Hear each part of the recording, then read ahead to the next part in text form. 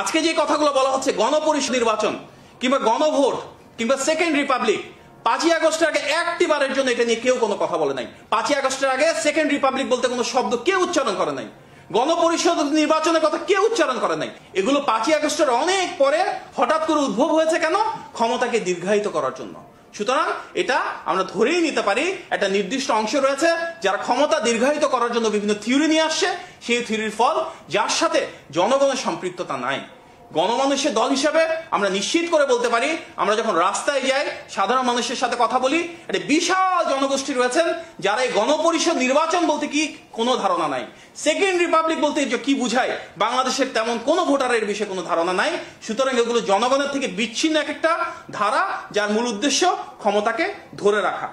দেশের নাম পরিবর্তনের মতো একটা প্রস্তাবনা এসেছে। আপনারা জানেন হয়তোবা যে পৃথিবীর অনেক দেশ আছে স্বৈরশাসিত দেশ, অটোক্রেটিক দেশ, তাদের নামের সাথে গণতন্ত্র রয়ে গেছে। যেমন বিশ্বের অন্যতম প্রধান একটা স্বৈরতান্ত্রিক দেশ নর্থ কোরিয়া, তার নাম কি? তার নাম হচ্ছে democratic people's republic of North Korea.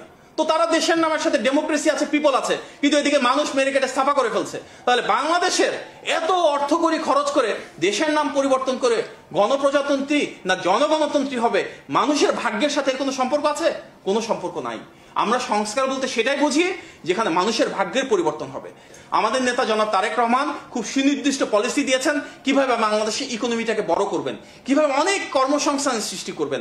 আমাদের যারা যুবক তরুণ রয়েছে তাদের জন্য পাবলিক সেক্টরে, প্রাইভেট সেক্টরে এবং বিদেশে কাজের পরিবেশ এবং কাজের ক্ষেত্র আমরা কিভাবে সৃষ্টি করব। আমাদের নারীদের জন্য উনি ফ্যামিলি কার্ডের কথা বলেছেন, আমাদের কৃষকদের জন্য ফার্মার্স কার্ডের কথা বলেছেন, বাংলাদেশের প্রতিটি নাগরিকের সর্বজনীন স্বাস্থ্যসেবার জন্য উনি হেলথ কার্ডের কথা বলেছেন।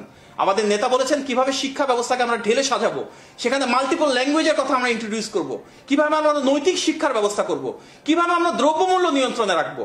আজকে বাংলাদেশের প্রধান সমস্যা যারা কৃষক বা চাষি, তারা যখন জিনিস সেল করছেন তারা প্রাপ্য তাদের যে মজুরি আছে সেটা করছেন না, ওনাদের পেটে লাথি পড়ছে। কিন্তু ঢাকায় আস্তে আস্তে দাম এত বেশি যে আমরা যারা বিভাগীয় শহর থেকে কিনছি আমরা অনেক বেশি দামে কিনছি, আমরা অর্থনৈতিকভাবে দাঁড়াতে পারছি না। আমাদের নেতাই বলেছেন কিভাবে ইউনিয়ন পর্যায়ে কৃষকদের কাছ থেকে আমরা সেটা কিনে নিব, ওনারা ন্যায্য মজুরি পাবেন। কিভাবে আমরা কোল্ড স্টোরেজ তৈরি করব, কিভাবে আমরা সাপ্লাই চেইনটাকে রিকনফিগার করব যেন ঢাকা থেকে আমরা যখন কিনি দ্রব্যমূল্য নিয়ন্ত্রণে থাকে। আমরা দেখেছি আমাদের নেতা বলেছেন কিভাবে শহীদ প্রেসিডেন্ট জিয়াউর রহমানের মতন করে আবারও পল্লী চিকিৎসকের সৃষ্টি করা যায় বিভিন্ন জায়গাতে। আমরা দেখেছি উনি বলেছেন কিভাবে ছিন্নমূলের প্রতিটা মানুষের জন্য মাথা গুঁজবার একটা ঠাঁই সৃষ্টি করা যায়। কিভাবে উনি 5 বছরে বাংলাদেশে 5 কোটি বৃক্ষরোপণ করে পরিবেশ ব্যবস্থাপনা ঠিক করবেন।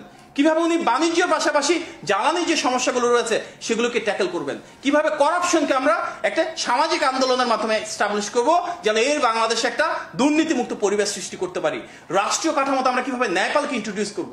প্রিয় নেতৃবৃন্দ, বর্তমান বাংলাদেশে বিএনপি একমাত্র রাজনৈতিক দল যেটির যে একটা রাষ্ট্র কাঠামো মেরামতগুলোর জন্য এবং প্রতিটি রাষ্ট্রীয় প্রতিষ্ঠানকে সংস্কারের জন্য যেমন সুনির্দিষ্ট পরিকল্পনা রয়েছে, ঠিক একইভাবে বাংলাদেশের প্রতিটি সেক্টরে এই 20 কোটি মানুষের আমাদের যার যা শ্রেণী হোক, যার যে পেশা হোক, প্রত্যেকের জন্য এখানে সুনির্দিষ্ট ফর্মুলা রয়েছে।